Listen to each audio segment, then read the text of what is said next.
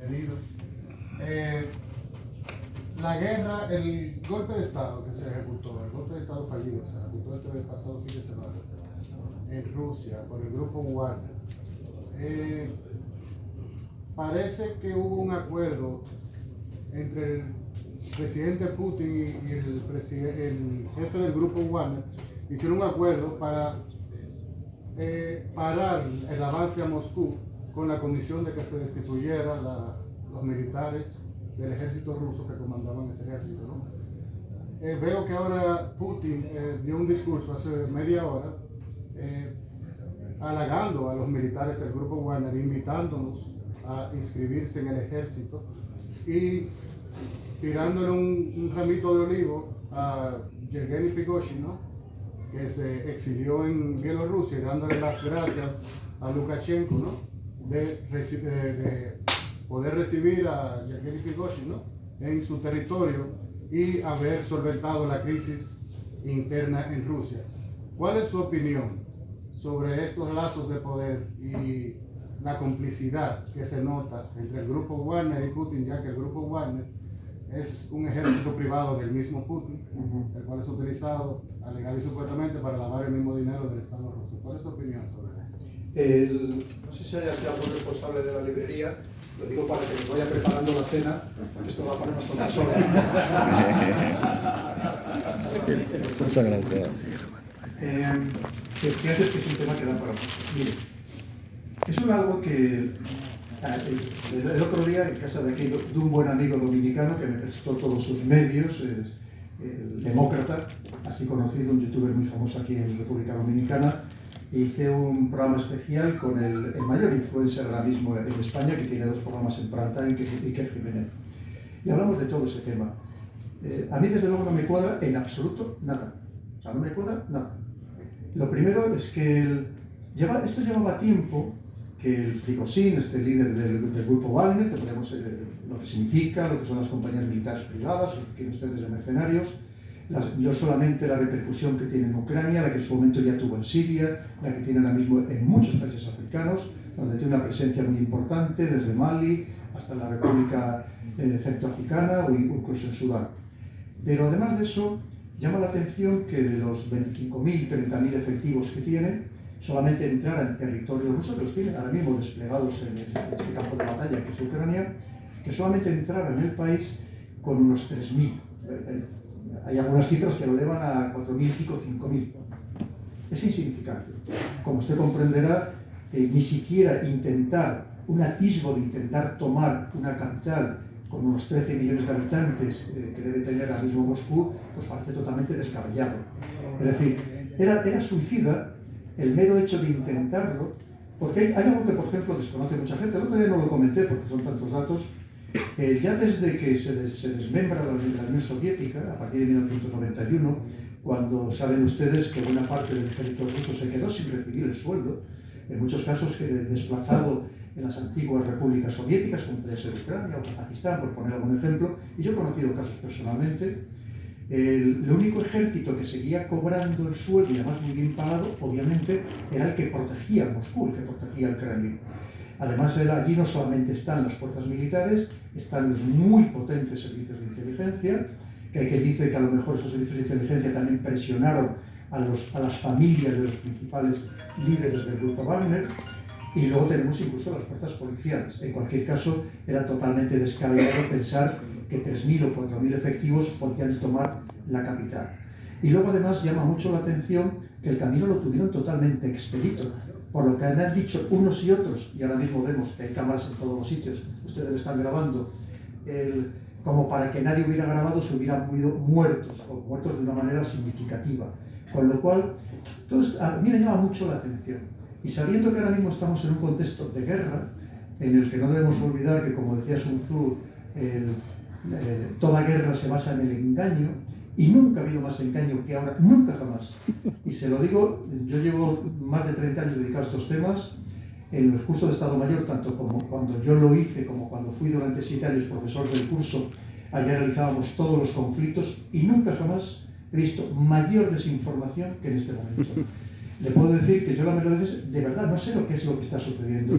Y sobre el campo de batalla, el despiste es total, porque no sabemos si están avanzando, si están retrocediendo. Desde el punto de vista de una táctica, que aquí seguramente habrá militares, desde una táctica convencional occidental, nos rompe todos los esquemas. No tiene ningún sentido lo que está pasando. Entonces le quiero decir que es muy difícil conocer la verdad. Pero a mí todo esto me chirría mucho. Si de verdad hubiera sido una traición, desde luego Prigozhin no se hubiera ido de rositas. Eso ya lo sabemos todos, porque precisamente los rusos son muy expeditivos con estos temas. Pero luego, piense que ya llevaba tiempo que Prigozhin temía que el Ministerio de Defensa quisiera tener un control todavía más intenso sobre su organización. Que lo tenía obviamente porque el grupo Wagner no combatía por libre, evidentemente seguía un plan táctico, un plan operativo diseñado desde el Estado Mayor el ruso. Pero temía que se le fueran a quitar ese control, pensando además que Prigozhin es un hombre de negocios, no es un general, que este tipo de organizaciones lo que le permite es ganar mucho dinero, porque los mercenarios ganan mucho dinero y sus dirigentes muchísimo más, evidentemente. Pero al mismo tiempo llevaba ya tiempo avisando también de que no recibía el suficiente apoyo militar, que no tenía la suficiente logística para llevar a cabo operaciones de más envergadura, que probablemente no se lo permitirían, porque es cierto que Rusia no está empleando ni de lejos todavía todo su potencial, o no lo ha empleado por lo menos hasta ahora. Es un poco de lo que podríamos hablar de lo que le pasa incluso a McChrystal, el general estadounidense, cuando le mandan a Afganistán, que se le queja a Obama de que podían hacer cosas más intensas y que Obama no se lo permite, ¿no? Que fue cuando, si ustedes han seguido un poco la historia, en este caso, de cuando él hace una denuncia en la revista Rolling Stone, que ya acabó su carrera militar. O incluso es un poco casi lo de Apocalipsis Now, ¿no? Con este general que interpreta, el coronel, que interpreta a Marlon Brando, en el que también cree que no le están dejando hacer lo suficiente a la hora de matar a suficientes vietnamitas, ¿verdad? Entonces le quiero decir que esto tampoco es nuevo y puede ser simplemente pues, una acción para precisamente que le permitieran hacer algo más a sus tropas.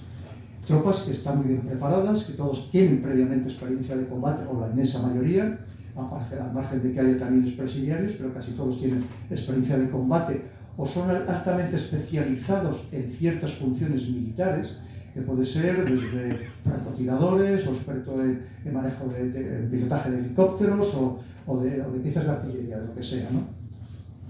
Entonces, esa es otra posibilidad, que esto en cierto modo estuviera organizado para partidarse un poco más asertivos sobre el campo de batalla.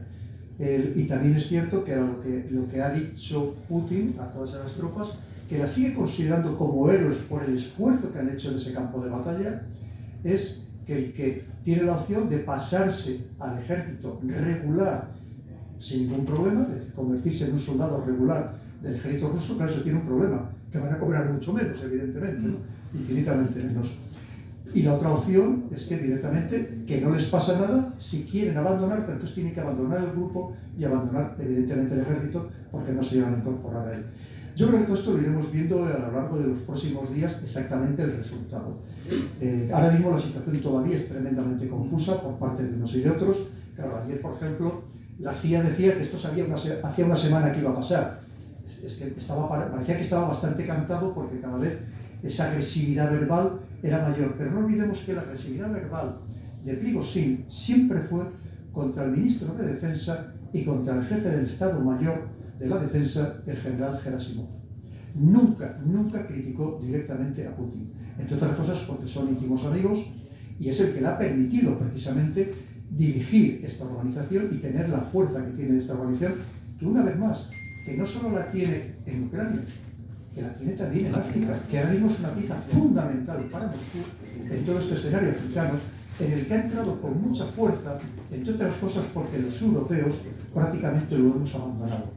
Sobre todo lo que era la operación de combate, la operación que llevaba Francia en toda esa parte del Sahel, inicialmente se le llamó Serval, posteriormente Barkhane, y la ha abandonado.